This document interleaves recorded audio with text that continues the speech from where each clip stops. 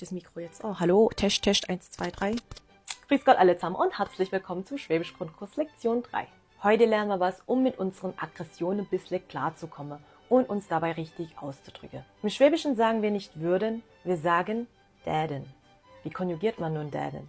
Ich däd, du dädsch, er, sie, es däd, wir dädet, ihr dädet, sie dädet. Beispiel. Würden Sie mir ein Leberkäsbrötchen geben? Dädet Sie mir Leberkäs weggeben. Im Schwäbischen sagen wir nicht reden, wir sagen schwätze. Im Schwabeländle sagen wir nicht können, wir sagen kann.